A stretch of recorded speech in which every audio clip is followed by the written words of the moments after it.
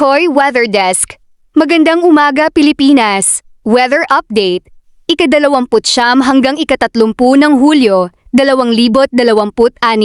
Panimula. Magandang umaga, Pilipinas. Narito ang pinakabagong ulat ng panahon mula sa Koy Weather Desk.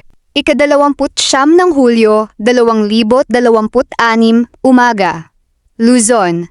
Bahagyang maulap hanggang maulap ang kalangitan sa Metro Manila, Calabarzon, Central Luzon, Ilocos Region, Cordillera, Cagayan Valley at Bicol Region.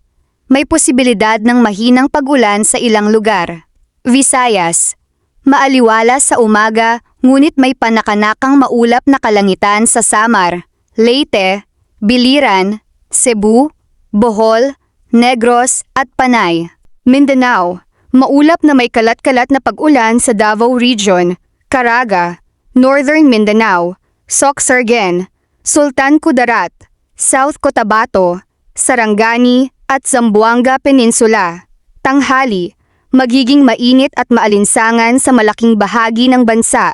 Hapon. Posibleng magkaroon ng localized thunderstorm sa Luzon, Metro Manila, Bulacan, Pampanga, Nueva Ecija, Rizal, Laguna, Quezon at Bicol Region, Visayas, Samar, Leyte, Cebu, Bohol, Negros Occidental at Iloilo, Mindanao, Davao Region, Bukidnon, Caraga, Sultan Kudarat, South Cotabato, Sarangani at Misamis Oriental. Gabi. Patuloy ang maulap na kalangitan na may kalat-kalat na pag-ulan at pagkidlat-pagkulog sa ilang bahagi ng Luzon, Visayas at Mindanao.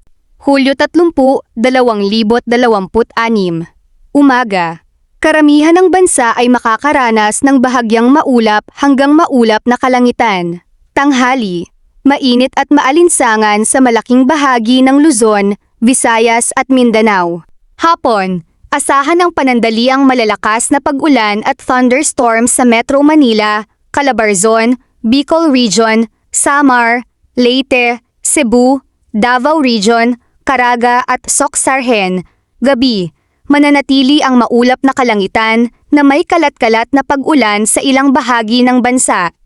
Kalagayan ng karagatan. Luzon. Bahagya hanggang katamtamang pag-alon. Visayas.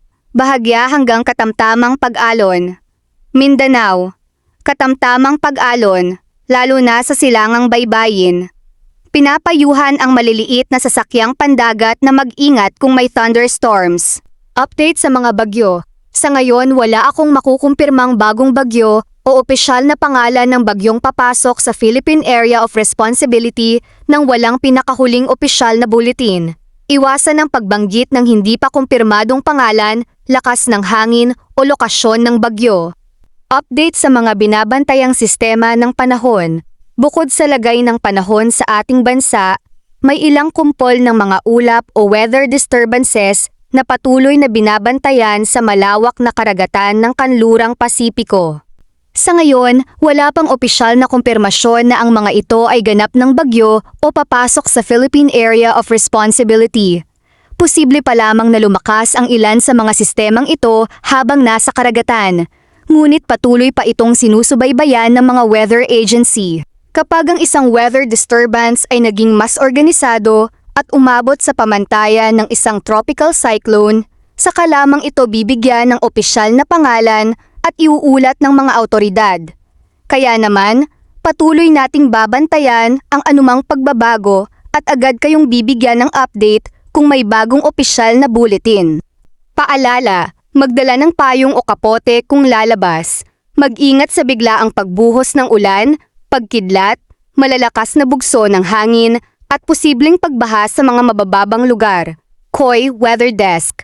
Tapat, mabilis, napapanahong ulat ng panahon.